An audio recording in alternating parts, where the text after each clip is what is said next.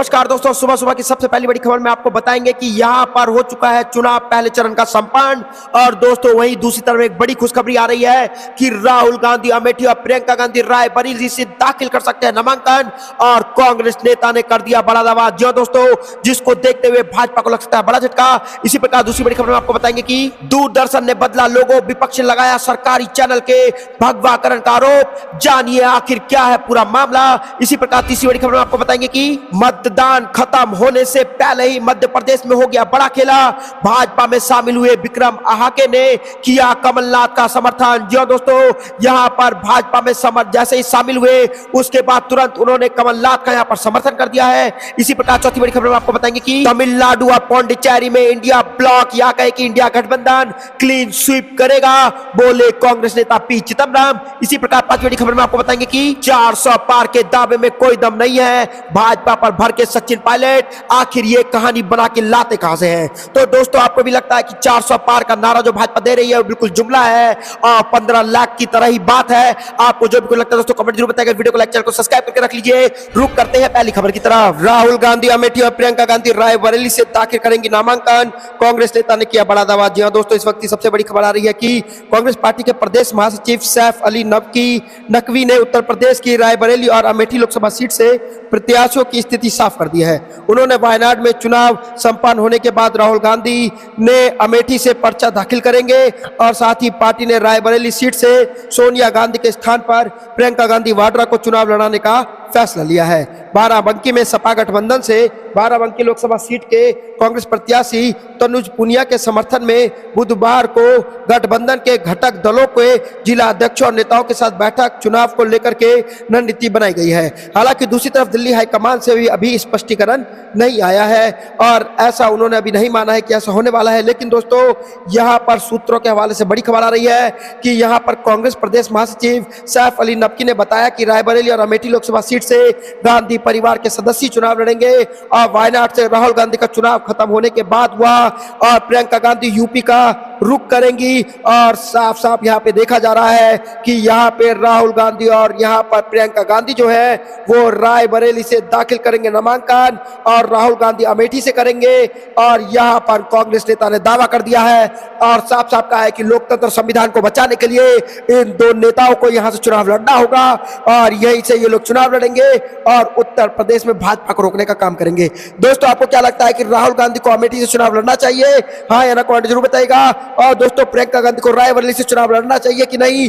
दोस्तों यहां पर आपका कमेंट बहुत जरूरी है और आप भी इंडिया गठबंधन के साथ जुड़े हैं तो इस वीडियो को लाइक, चैनल को सब्सक्राइब करके रख लीजिए। रुक करते हैं अगली खबर की तरफ। दूरदर्शन ने बदला लोगो, विपक्ष ने लगाया सरकारी चैनल के भगवाकरण का आरोप। जानिए पूरा मामला। जी हां दोस्तों, इस वक्त की सबसे बड़ी खबर आ रही है कि यहां पर सरकारी स्वामित्व वाले प्रशासन प्रसार भारती ने दूरदर्शन के हिंदी समाचार चैनल का लोगो बदलकर लाल से भगवा कर दिया है, जिसे लेकर विपक्ष और मीडिया विशेषज्ञों ने आरोप लगाया है कि प्रसार भारती ने सरकारी चैनल का भगवाकरण कर दिया है। रुक करते अगली खबर की तरफ। मतदान खत्म होने से पहले एमपी में हुआ खेला, भाजपा में शामिल हुए विक्रम आहाके ने किया कमलनाथ का समर्थन। जी हां दोस्तों, इस वक्त की सबसे बड़ी खबर आ रही है कि मध्य प्रदेश की छिंदवाड़ा लोकसभा में यहां पर प्रथम चरण का मतदान हो चुका है तथा इसी बीच कमलनाथ ने मतदान समाप्त होने से पहले बड़ा खेला कर दिया है। छिंदवाड़ा महापौर विक्रम आहाके ने एक वीडियो जारी करते हुए यहां पर नकुलनाथ को वोट कराने की अपील की है। विक्रम आहाके कुछ दिन पहले भारतीय जनता पार्टी में सम्मिलित हुए थे, मगर मतदान के दिन उन्होंने घर वापसी करते हुए भारतीय जनता पार्टी को झटका दे दिया है। विक्रम आहाके ने एक वीडियो जारी करते हुए कहा कि मैं आपसे क्षमा चाहता हूं और हाथ जोड़कर विनती करता हूं कि छिंदवाड़ा के भविष्य के लिए आप सभी माननीय नकुलनाथ जी को वोट देकर आशीर्वाद दे। आहाके ने कहा कि मैं जब से भारतीय जनता पार्टी में गया यहां पर घुटन महसूस कर रहा था, अब आगे मेरे साथ क्या होता यह पता नहीं, लेकिन अब मैं उस नेता को नहीं छोड़ सकता जिसने छिंदवाड़ा का विकास का यहां पर काम किया है। तो दोस्तों यहां पर विकास के नाम पर वोट मांग दिया है और यहां पर मध्य प्रदेश में पहले चरण का चुनाव संपन्न हो चुका है और दूसरे चरण का चुनाव 26 अप्रैल को होना है। उससे पहले पहले ही दोस्तों यहाँ पर एक नेता जो है जिन्होंने जल्द ही भाजपा ज्वाइन किया था, उन्होंने अब भाजपा से रिजाइन दे दिया है और मतदान खत्म होते हो मतलब हुआ भी नहीं था, उससे पहले ही उन्होंने रिजाइन दे करके साफ बोला है कि मध्य प्रदेश की छिंदवाड़ा लोकसभा सीट से जनता से अपील की है और उन्होंने अपील करके साफ साफ बोल दिया है।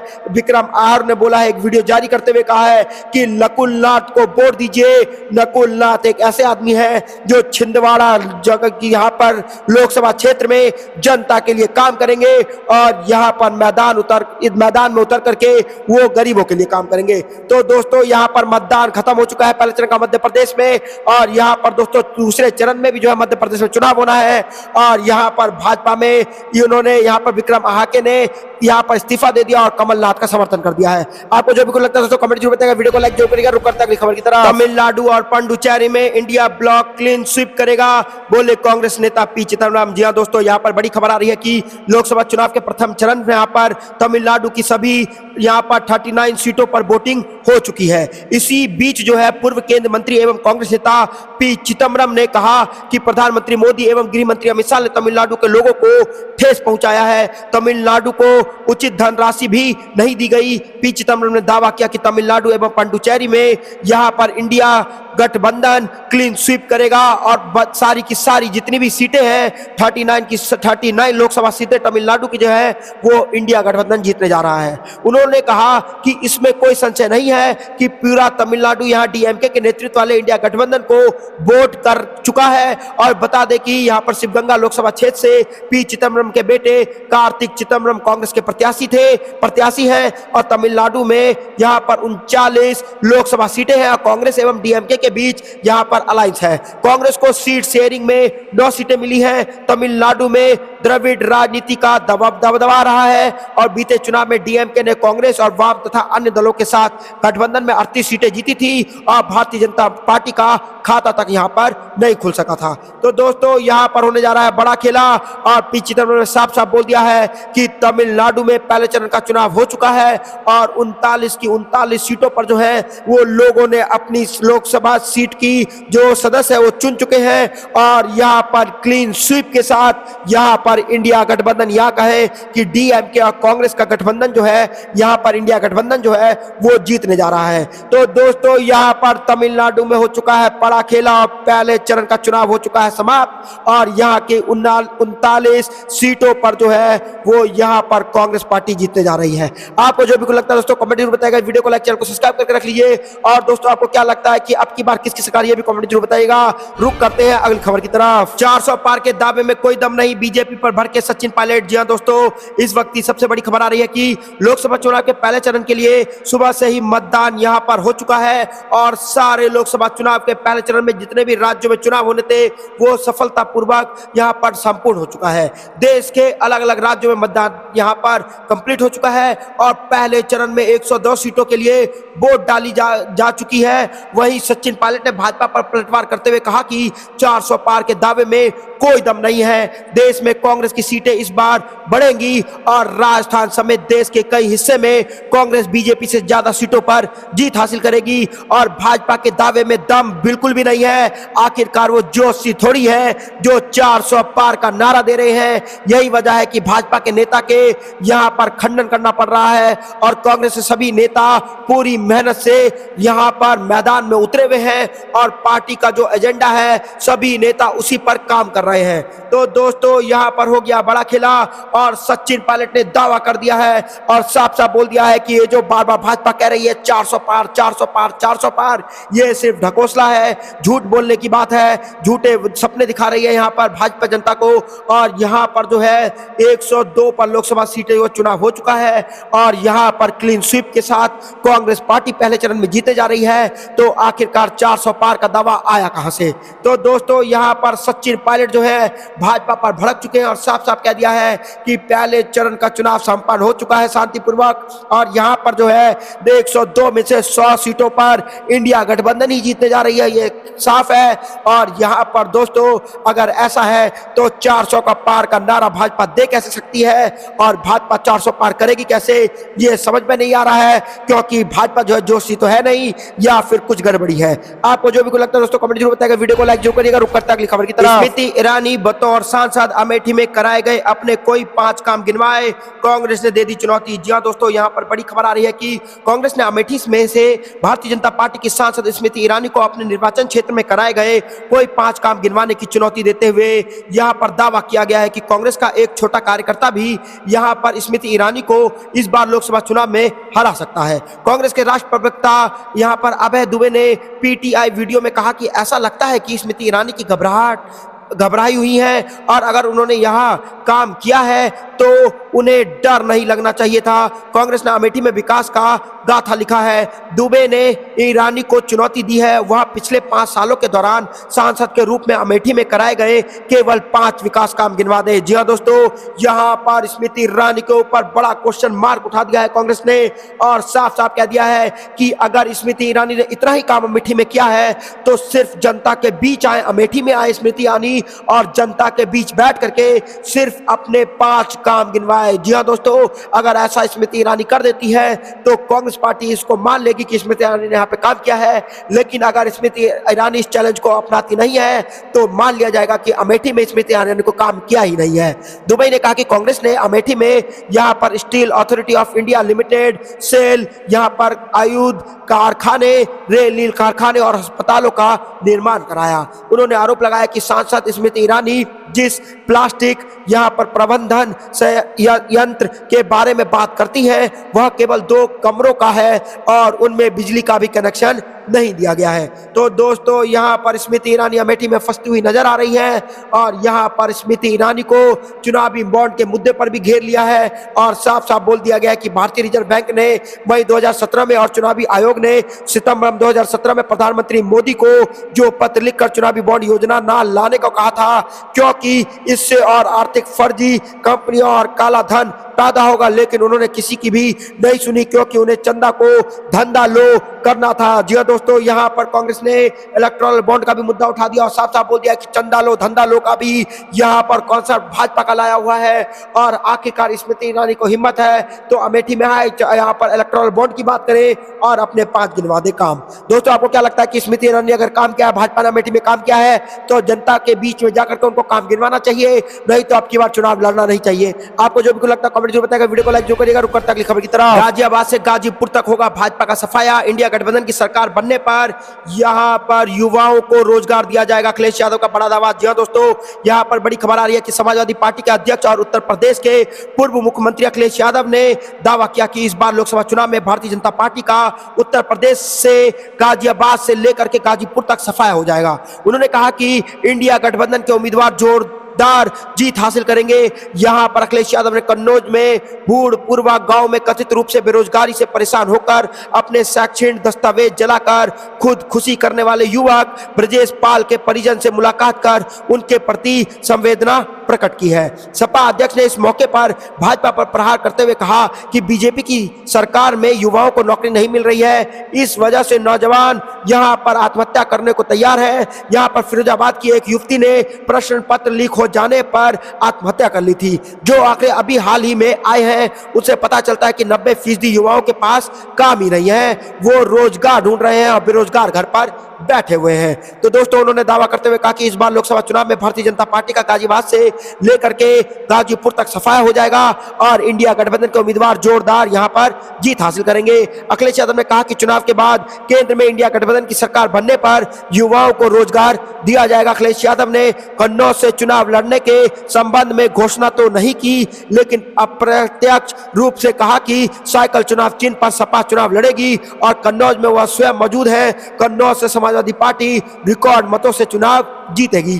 तो दोस्तों यहां पर आ रही है बड़ी खबर और साफ साफ अखिलेश यादव ने बोल दिया है कि यहां पर बेरोजगारी का आलम यह है कि 90% युवाओं के पास रोजगार है नहीं और यहां पर मोदी सरकार भाषण में कहती है कि हर 2 करोड़ नौकरियां देंगे 1 साल में। दोस्तों आपको क्या लगता है कि अब की बार इंडिया गठबंधन की सरकार, और जो अखिलेश यादव कह रहे हैं कि उत्तर प्रदेश में गाजियाबाद से गाजीपुर तक होगा भाजपा का सफाया और यहां पर 80 की 80 लोकसभा सीट जो है वो समाजवादी पार्टी जीतने जा रही है। आपको जो भी कुछ लगता है दोस्तों कमेंट जरूर बताएगा, वीडियो को लाइक जरूर करिएगा। रुक करते हैं अगली खबर की तरफ। कर्नाटक में 20 लोकसभा सीटें जीतेगी कांग्रेस, सिद्धारमैया का दावा। जी हां दोस्तों, इस वक्त सबसे बड़ी खबर आ रही है कि कर्नाटक के मुख्यमंत्री सिद्धारमैया ने दावा किया कि कांग्रेस इस लोकसभा चुनाव में 20 सीट जीत का परचम लहराएगी। संवाददाताओं से बात करते हुए उन्होंने कहा कि कांग्रेस को लेकर के मतदाताओं की यहां पर प्रतिक्रिया अब तक बहुत सकारात्मक रही है। भाजपा प्रदेश अध्यक्ष पर वीआई विजेंद्र की एक टिप्पणी की, लोकसभा चुनाव के बाद कांग्रेस की गारंटी बंद हो जाएगी। मुख्यमंत्री ने पूछा कि क्या नेता भविष्य वक्ता है। उन्होंने आश्वासन दिया कि हम कर्नाटक में अपना कार्यकाल पूरा करके रहेंगे, हम अगली बार भी सत्ता में आएंगे, फिर किसी कारण के मेरी सरकार द्वारा शुरू की गई गारंटी बंद नहीं हो जाए। सीएम सिद्धारमैया ने कहा कि अगले वित्तीय वर्ष में गारंटी योजनाओं को लागू करने के लिए 52,000 करोड़ रुपए की राशि निर्धारित की जाएगी। यहाँ पर दोस्तों मेगा रोड शो में भाग लेने और कांग्रेस उम्मीदवार रक्षा रमैया के लिए प्रचार करते हुए मुख्यमंत्री ने घोषणा की कि कांग्रेस शानदार जीत दर्ज कराने जा रही है। कर्नाटक में 28 लोकसभा सीटें हैं। यहां 2 चरण 26 अप्रैल और 7 मई को चुनाव होगा और यहां पर ये 2 दिन है वो 20 की 20 लोकसभा सीट जो है कर्नाटक में कांग्रेस पार्टी जीतने जा रही है। तो दोस्तों आपको भी लगता है कि अब की बार बड़ा खेला होने जा रहा है लोकसभा चुनाव में और कर्नाटक की 20 लोकसभा सीटें जो है वो कांग्रेस पार्टी और इंडिया गठबंधन ही जीतेगी। और दोस्तों सिर्फ कर्नाटक में नहीं पूरे देश में अब की बार संविधान को और लोकतंत्र को बचाने का चुनाव है और जनता इंडिया गठबंधन के साथ है। आपको जो भी कुछ लगता है दोस्तों कमेंट जरूर बताएगा, वीडियो को लाइक जरूर करिएगा। रुक करते हैं अगली खबर की तरफ। बिना हेराफेरी के चुनाव हो तो मोदी को झोला उठाकर जाना पड़ेगा, सुप्रिया सिनेत ने उठा दिया बड़ा सवाल भाजपा पर। जी हां दोस्तों, इस वक्त की सबसे बड़ी खबर आ रही है कि यहां पर दोस्तों कांग्रेस की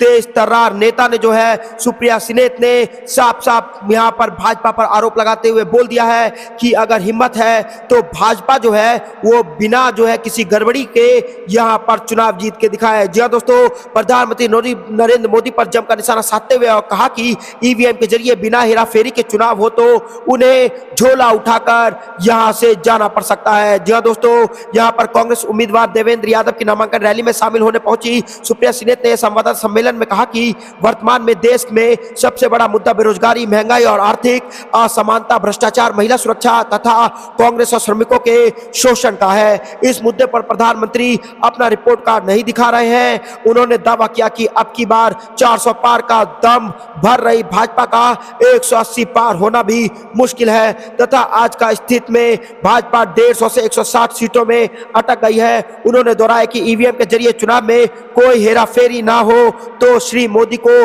झोला उठाकर जाना होगा। उन्होंने कहा कि श्री मोदी ने नेहरू और विपक्ष को जितना कोसा था कोस चुके, लेकिन अब उन्हें देश के यहाँ पर ज्वलंत मुद्दे पर जनता को जवाब देना चाहिए। उन्होंने कहा हमारा देश युवाओं का देश है, लेकिन ना युवाओं की बात हो रही है और ना ही उनके लिए रोजगार को लेकर के कोई बात हो रही है। केंद्र विभागों में 30 लाख पद खाली हैं जिन्हें यहाँ पर कांग्रेस की सरकार आने पर भरा जाएगा। सेना को ठेके पर चलाने का काम होने का आरोप लगाते हुए उन्होंने कहा हम अग्निवीर भारती खत्म करेंगे, पेपर लीक पर माफिया के खिलाफ सख्त कार्रवाई की जाएगी। उन्होंने नारी न्याय की अवधारणा पर जोर देते हुए कहा कि केंद्र में कांग्रेस सरकार आने पर 50% सरकारी नौकरी महिलाओं को दे दी जाएगी तथा गरीब महिलाओं को 1 लाख रुपए सालाना दिया जाएगा। तो दोस्तों यहाँ पर सुप्रिया सिनेत ने बड़ा खेल खेल दिया और सीधा बोल दिया है कि हिम्मत है भाजपा में तो बिना हेरा फेरी के चुनाव जीत के दिखाए। दोस्तों आपको जो भी लगता है कमेंट जरूर बताएगा, वीडियो को लाइक जरूर करिएगा। ऊपर तक खबर की तरह 7 सीटों पर किसान आंदोलन का करंट यहां दिखेगा। किसान फैक्टर का असर, भाजपा जेजेपी नेताओं का खुलकर विरोध। जी हां दोस्तों, यहां पर आ रही है बड़ी खबर कि यहां पर किसानों ने फिर से यहां पर मोर्चा खोल दिया है और यहां पर अब भाजपा को लग सकता है बड़ा झटका। जी हां दोस्तों, लोकसभा चुनाव में हरियाणा की 7 सीटों पर किसान आंदोलन का करंट दौड़ रहा है। यहां पर हिसार, सिरसा, रोहतक, सोनीपत, कुरुक्षेत्र, करनाल और अंबाला संसदीय क्षेत्र में किसान फैक्टर का असर दिख सकता है और मौजूदा समय में हिसार और सिरसा में खुलकर किसान संगठन, सत्ताधारी पार्टी और भाजपा जेजेपी के नेताओं का विरोध कर रहे हैं। तो दोस्तों इसके अलावा शेष 5 सीटों पर भी अंदर खाने यहां पर दोनों पार्टियों के प्रत्याशियों को किसानों का शेष यहां पर रोज झेलना पड़ रहा है और किसान आंदोलन को लेकर के अभी आम किसान शांत है और समय आने पर अपने पत्ते खोलेंगे। और सत्ताधारी पार्टी के सर्वे और खुफिया एजेंसी भी इस बात की पुष्टि कर रही है कि हरियाणा में अभी किसान आंदोलन का असर बरकरार है। खुफिया विभाग की एक रिपोर्ट के मुताबिक दक्षिणी हरियाणा की सीटों पर किसान आंदोलन का असर कम है। इसमें गुरुग्राम, फरीदाबाद और भिवानी, महेंद्रगढ़ लोकसभा सीट आती है। इसमें से भिवानी के क्षेत्र में कुछ असर देखने को नहीं मिल रहा है। तो दोस्तों यहाँ पर आ रही है बड़ी खबर, और यहाँ पर किसानों ने फिर से भाजपा के नाक में कर दिया है जाम, और यहाँ पर 7 सीटों पर हरियाणा में जो है किसानों का असर दिख रहा है, और किसान आंदोलन का करंट यहाँ पर दौड़ता नजर आ रहा है। और यहाँ पर किसान फैक्ट्री का असर दिखाई देगा लोकसभा चुनाव में, और भाजपा जेजेपी नेताओं का यहाँ पर खुलकर विरोध देखा जा रहा है। दोस्तों आपको क्या लगता है कि भाजपा ने जितने भी कील किसानों के राहों में लगाई थी, उतनी ही कील का असर भाजपा के वोट पे पड़ने जा रहा है, और लोकसभा चुनाव में आप किसान बड़ा खेला करेंगे, और यहाँ पर लोकसभा चुनाव में बड़ा खेला हो सकता है। आपको जो भी कुछ लगता है दोस्तों कमेंट जरूर बताइएगा, वीडियो को लाइक जरूर करिएगा। दोस्तों आपको क्या लगता है लोकसभा चुनाव में किसकी जीत होगी, ये कमेंट में जरूर बताइएगा। जय हिंद, जय भारत।